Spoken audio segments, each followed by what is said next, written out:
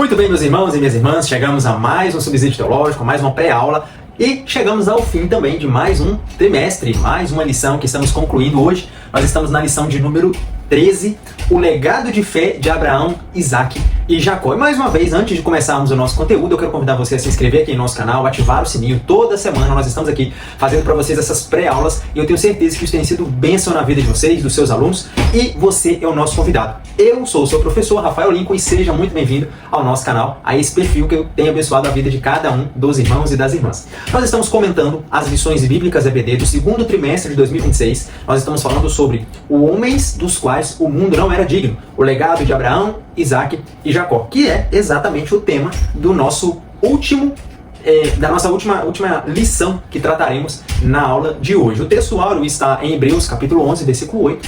Pela fé Abraão, sendo chamado, obedeceu, indo para um lugar que havia de receber por herança, e saiu sem saber para onde ia. Na verdade prática, Abraão, Isaac e Jacó deixaram um legado de fé em Deus para as futuras gerações. Leitura bíblica em classe está em Hebreus capítulo 11, versos 8 a 12, depois dos versos 17 a 21, que diz o seguinte: pela fé, Abraão, sendo chamado, obedeceu, indo para um lugar que havia de receber por herança, e saiu sem saber para onde ia.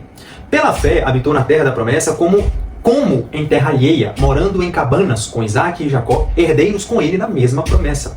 Porque esperava a cidade que tem fundamentos, da qual o artífice e construtor é Deus. Pela fé também a mesma Sara recebeu a virtude de conceber e deu à luz já fora da idade, porquanto teve por fiel aquele que lhe tinha prometido. Pelo que também de um, e esse já amortecido, descenderam tantos em multidão como as estrelas do céu e como a areia inumerável que está na praia do mar.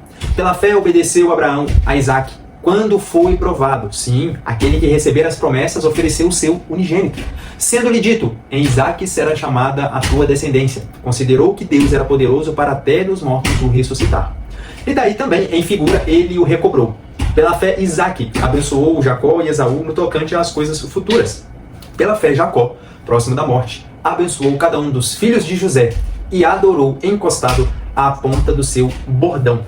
Meus irmãos e minhas irmãs, mais uma recapitulação, chegamos ao fim de mais um trimestre. Uma lição maravilhosa, nós passeamos pelos três grandes patriarcas ali do livro de Gênesis, as três figuras imponentes, digamos assim, os três grandes nomes mais conhecidos que perpassam os séculos, perpassam os milênios, culturas, e nós hoje temos muito a agradecer, digamos assim, porque fomos abençoados pela obediência desses três homens, desses três grandes homens de fé, que pela obediência a Deus nos deixou esse legado, né? Esse exemplo que nós precisamos seguir. Abraão, com quem teve início o povo judeu, ele não apenas iniciou o povo judeu, mas ele também trouxe até nós, ou nos concedeu a oportunidade de sermos abençoados por causa da fé, da obediência e da vida dele.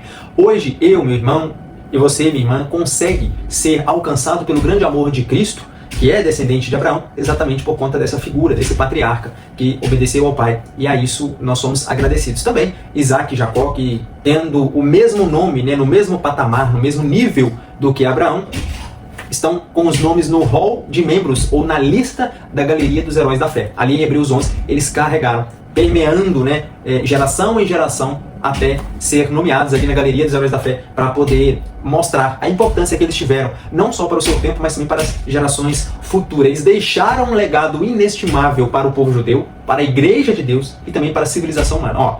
Deixaram um legado inestimável para o povo judeu. Nós vamos falar um pouquinho aqui, para o povo de Deus. Nós vamos falar também, e também para a civilização humana de todos os tempos, tá? Não só para os tempos dele. Então vamos recapitular, na verdade, porque nós entramos nos pormenores, nos detalhes, nas lições passadas. Então já te convido aqui a fazer uma retrospectiva dessa lição para aprender sobre quem é Abraão, qual foi o seu chamado, o seu propósito, as escolhas, os erros que ele cometeu, a mesma coisa com Isaac e com Jacó.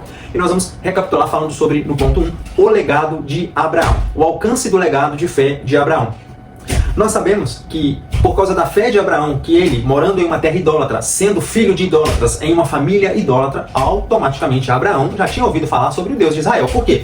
Porque de geração em geração, desde Adão até os dias de Abraão, a palavra, o nome de Deus, o conhecimento de Deus que tinha sido outorgado a Adão, ele foi passado de pai para filho, através do que é chamado de tradição oral, né? Boca a boca. até esse período ainda não havia as escritas, os manuscritos, os pergaminhos, não havia prática de tradição escrita. Então, a tradição que trouxe de geração em geração o conhecimento sobre Deus, o que havia acontecido ali no jardim, foi exatamente a tradição oral, onde o pai contava para o filho aquilo que aconteceu, aquilo que Deus havia dito, ou revelado, ou a experiência que ele tinha passado. E por causa disso, nós sabemos que em Abraão, o legado de Abraão é que em Abraão, nós, toda a humanidade, inclusive nós, hoje, em pleno século XXI, ano de 2026, nós somos alcançados pela bênção de Abraão. No tanto que lá em Gênesis 12:3, assim que Deus ele diz para Abraão: sai de tua terra, do meio de tua terra, na casa de teu pai, vai para uma terra que eu te mostrarei, vai dando as diretrizes. No capítulo 12, no versículo 3, ele diz o seguinte: e abençoarei os que te abençoarem, e amaldiçoarei os que te amaldiçoarem. E em ti, Abraão, e em ti serão benditas todas as famílias da terra. Automaticamente, hoje nós sabemos que o motivo de sermos abençoados não é em si por causa da pessoa de Abraão, mas sim por causa de um de seus descendentes, que é o próprio Senhor Jesus Cristo. Nós vemos ali na linhagem de Davi, no livro de Mateus, nós vemos que fala que filho de Davi, filho de Abraão, mostrando a descendência. A mesma coisa é feita também no livro de Lucas, na genealogia que vai até Adão. Então nós vemos que em ti seria o seguinte, ó, Abraão, por causa da sua fé, da sua obediência, eu vou abençoar os que te abençoarem e vou amaldiçoar os que te amaldiçoarem. E em ti serão benditas todas as famílias da terra. Por meio de você, Abraão, um de seus descendentes fará com que todas as famílias da terra sejam abençoadas. E hoje nós sabemos quem é essa figura que nós podemos dizer que fomos abençoados por causa dele, que é o nosso Senhor e Salvador Jesus Cristo, aquele a qual nós professamos a nossa fé. E os que creem em Jesus como Salvador pela fé são também chamados de filhos de Abraão. Isso está lá em Gálatas capítulo 3, versículo 7. Paulo, ele descrevendo exatamente sobre essa informação entre a lei e graça, sobre os descendentes, de Sara, de Agar ali, ele começa a dizer que pela fé, os que creem em Jesus, eles também são filhos de Abraão. Por isso, lá em Romanos capítulo 11, Paulo ele vai dar uma ênfase maior dizendo o seguinte: olha, o povo judeu, vocês podem até ser descendentes de Abraão por causa do sangue, por causa da carne, mas aqueles que são de fato filhos de Abraão, o são por causa da fé, por causa da decisão de acreditar no Deus que havia chamado Abraão, ou no mesmo Deus de Abraão, e não apenas em questão de linhagem. Ponto de número 2, a fé incondicional de Abraão. Abraão, meus irmãos e minhas irmãs, nós falamos disso com muito mais detalhes, passamos por várias lições, se não me falha a memória, foram 5 ou 6 lições falando sobre Abraão.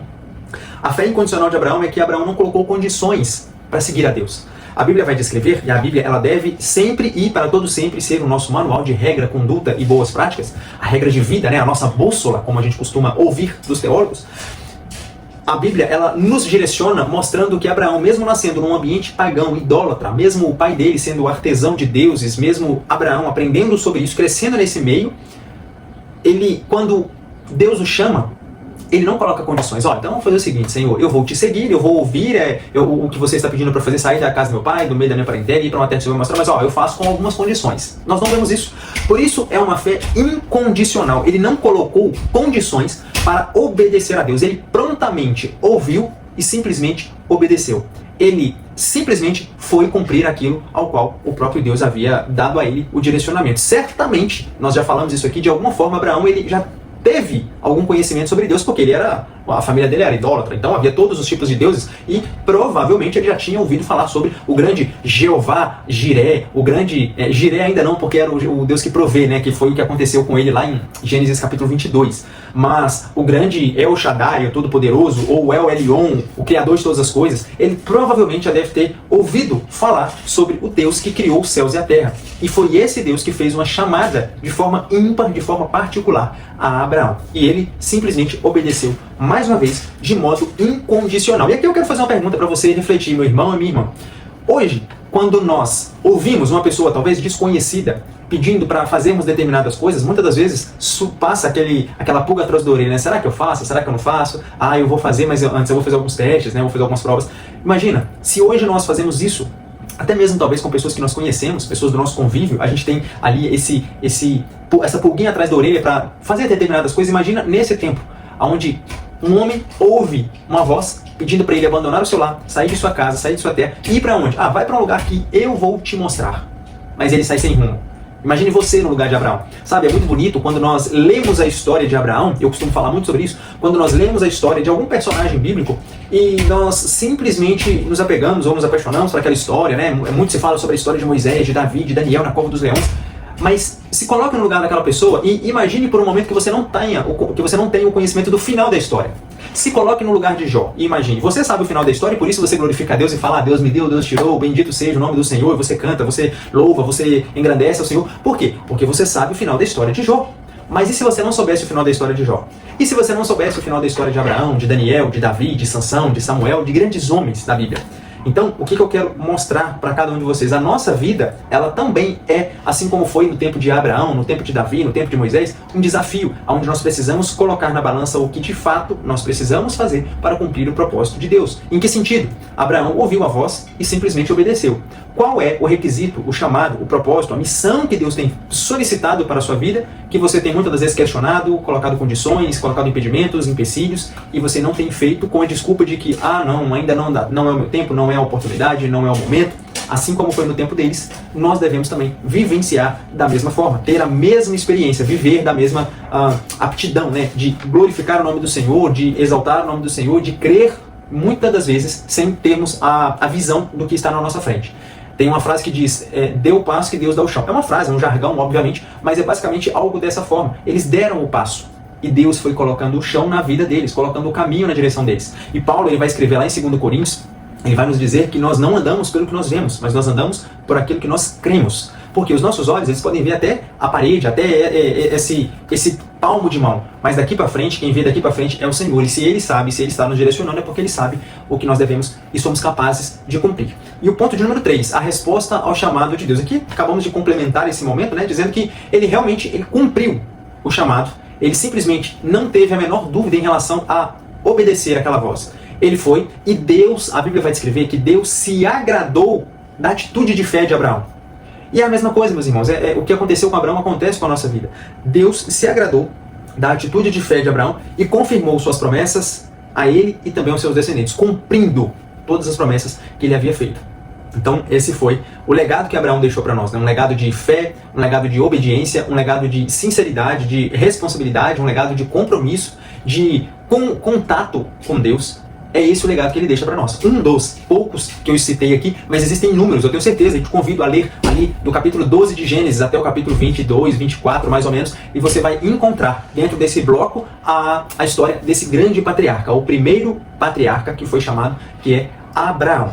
Agora, o legado de Isaac. No ponto de número 2, nós vamos aprender e falar um pouquinho mais sobre o legado de Isaac. E eu já quero aproveitar esse momento para te convidar também a, se em algum momento você tenha a vontade de compartilhar algo que Deus colocou em seu coração, fazer algum comentário sobre algo interessante desse texto ou de algum outro contexto, coloca aqui embaixo nos comentários. Se talvez eu falei alguma coisa que o irmão ou a irmã não gostou, coloca aqui embaixo também. A gente tenta responder da melhor forma possível, retratando, né, ou tentando trazer argumentos um pouco mais válidos sobre isso. Talvez a gente não conseguiu expressar corretamente naquele momento, mas eu deixo aqui embaixo em aberto a oportunidade de você, meu irmão e minha irmã, comunicar comigo, colocando a sua opinião. Talvez você tenha ali um ponto de vista interessante, uma cosmovisão diferente que eu não pontuei aqui nas nossas pré-aulas, e fica aberto aí para você fazer isso. E tem um botãozinho aqui do lado também de compartilhar. Quanto mais você compartilha, mais o YouTube entende que você gosta desse tipo de conteúdo, que isso tem sido bom e proveitoso para a sua vida, e mais pessoas terão acesso e oportunidade à palavra de Deus. Então, não perde tempo não, clica no botãozinho de compartilhar, vai ali no Facebook, no WhatsApp, nos seus grupos, no Instagram, nas redes sociais e compartilhe aí com os irmãos e as irmãs. Eu tenho certeza que mais e mais pessoas serão abençoadas por causa disso. Então, o legado de Isaac. O que significa, irmão Rafael, o nome de Abraão, o nome de Isaac, o nome de Jacó? Eu dei nas aulas que nós passamos, eu dei algumas palavras do hebraico, a origem das palavras no hebraico, do que significam aqueles nomes de lugares, nomes de pessoas. Então faz muito necessário você clicar aí na playlist e recapitular essas videoaulas. Mas aqui, o nome de Isaac significa riso, ou aquele que ri. Por quê?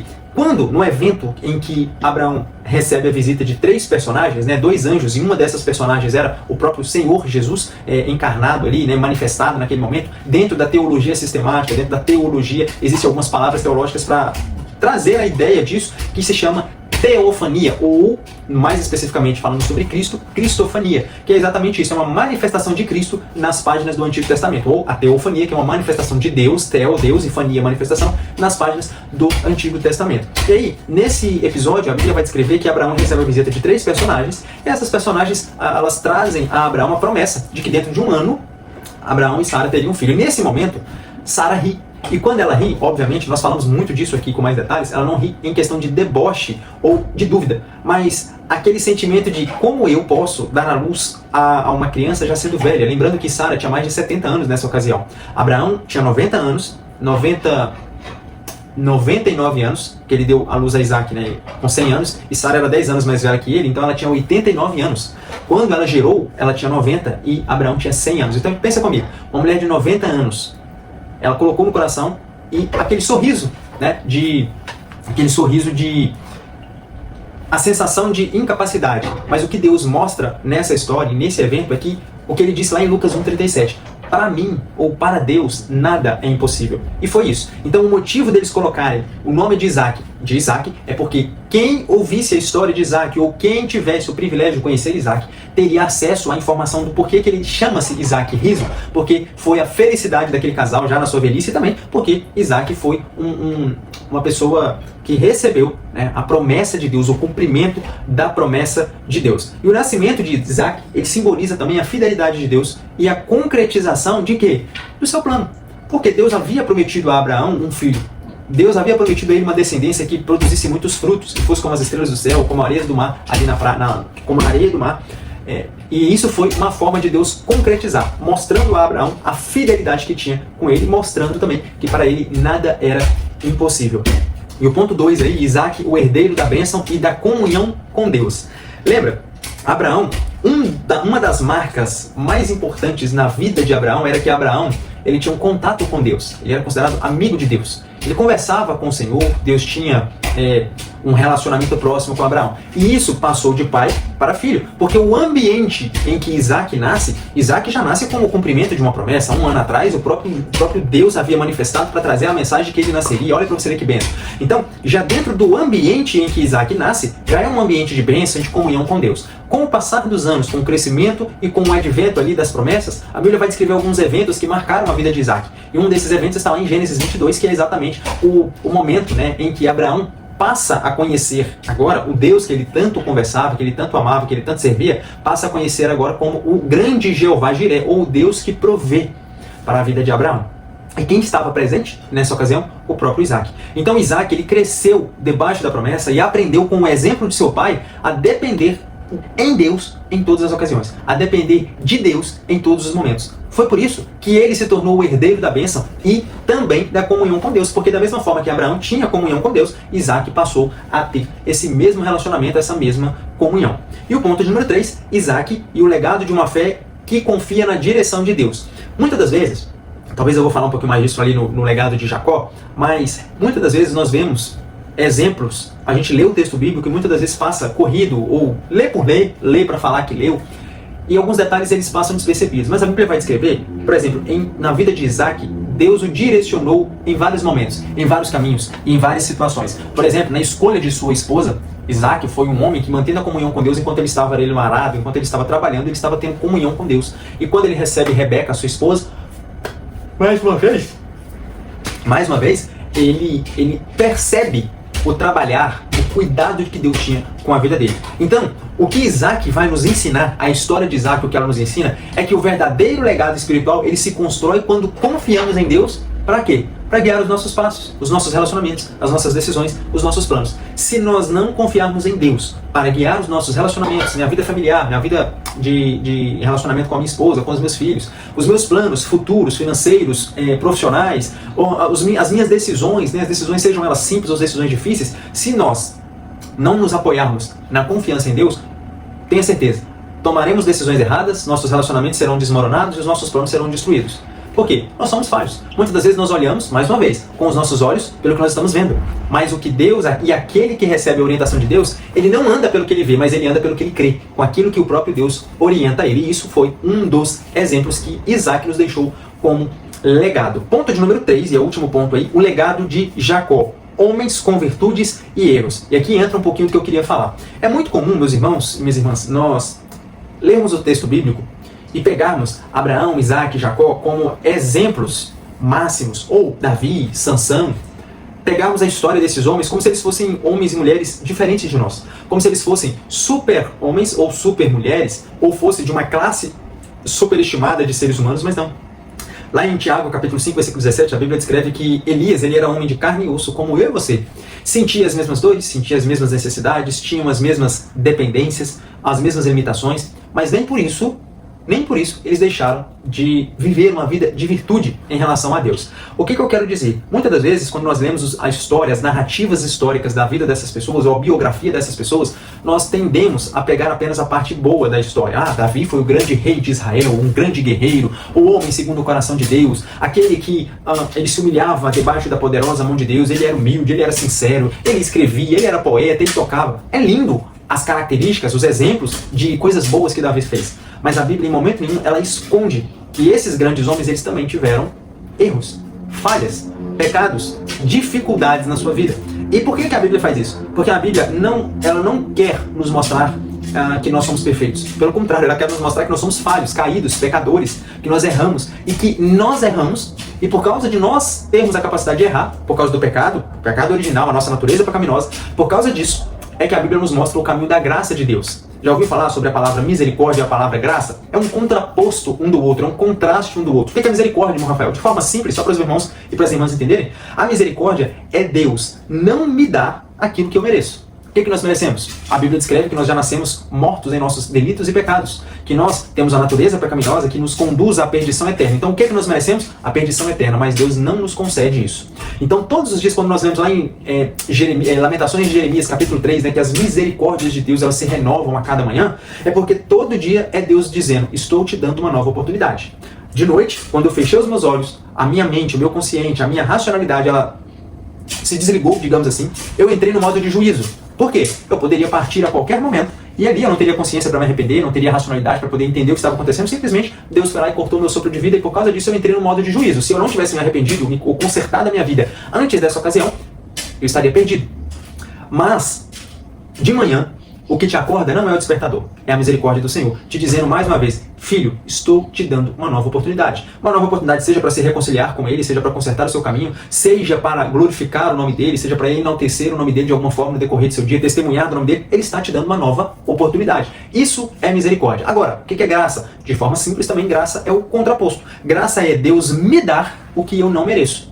Todos os dias, Ele me dá o ar para eu respirar. Sem o ar eu não vivo. Você não vive. Ninguém sobrevive se remover o ar da nossa atmosfera, do nosso planeta. Então Ele nos dá o ar para respirarmos.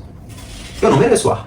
Eu cometi um pecado. Eu desagradei o coração de Deus. Eu errei com Deus. Eu falhei com Deus. Mas ainda assim, a graça dele me alcança. E aqui eu estou falando de uma coisa genérica, né, que todo ser humano precisa. E isso é uma forma de mostrar que Deus, Ele cuida de nós em todos os detalhes. Mas, por exemplo, Ele me dá a capacidade de glorificar o nome dele, a graça dele me alcançou mais um dia onde eu posso testemunhar do amor dele. Ele não permitiu que eu tropeçasse, que eu caísse. Existem inúmeras oportunidades, existem inúmeras formas de Deus demonstrar a graça dele nos alcançando. Então é basicamente isso. E na vida desses homens entrou o erro, mas entrou a misericórdia e entrou também a graça de Deus. E é a mesma coisa que acontece na nossa vida. E o mais interessante, o que eu acho incrível e belo na Bíblia e nos textos da Bíblia, é que ela não procura, ou ela não tende a esconder o fato de que os homens são imperfeitos. A Bíblia não procura esconder a imperfeição dos seres humanos e que nós erramos. Nomes como Moisés, Abraão, Davi, Daniel, são homens que erram, são homens falhos, de carne e osso, que estão vivendo no mesmo mundo que jaz no maligno que eu e você,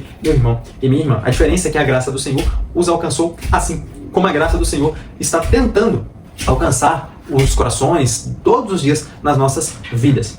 E Jacó, Abraão e Isaac, eles também tiveram momentos de falhas, de erros. Nós pontuamos cada um dos erros aqui no decorrer da lição. Abraão, ele mentiu 2 vezes, ele tentou, juntamente com Sara, dar uma forma de empurrar a promessa de Deus, né? Vamos dar uma forma, vamos arrumar um jeitinho de cumprir a promessa mais rápido, né? Então vamos ficar com a gara ali, vai dar tudo certo.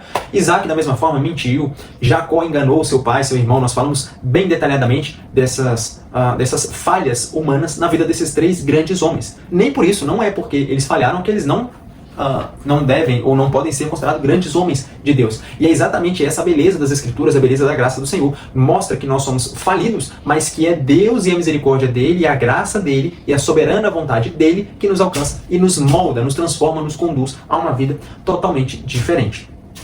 Tem aí o ponto de número 2, o arrependimento muda destinos. Nós vemos e aprendemos que, por mais que Jacó ele cometeu erros, falhas de enganar o seu pai, enganar o seu irmão, teve ali a dura consequência de não conseguir encontrar mais a sua mãe em vida, o seu pai em vida, fugiu de casa, ficou mais de 20 anos longe do seu irmão, do contato com o seu irmão, mas a Bíblia descreve que o arrependimento genuíno, o arrependimento verdadeiro, ele muda e transforma os corações. E é isso que Deus quer na nossa vida, né? Ele quer tirar o coração de carne, como diz o livro de Ezequiel, o profeta Ezequiel, ele quer tirar o coração de pedra, melhor dizendo, e colocar no coração de carne. Um coração de pedra que é duro, que é incircunciso, que é persistente no erro, que é enrijecido, e quer nos colocar um coração de carne, que sente, que ama, que ele é...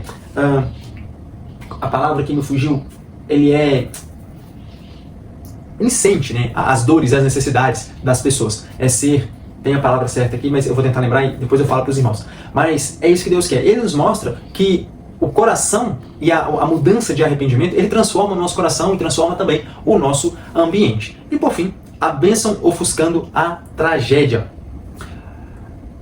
Deus ele vai nos mostrar que, principalmente na história de Jacó, o que aconteceu nos eventos após o engano de Jacó era para ter sido transformado em maldição ou tragédia, morte, fim da vida, abandono.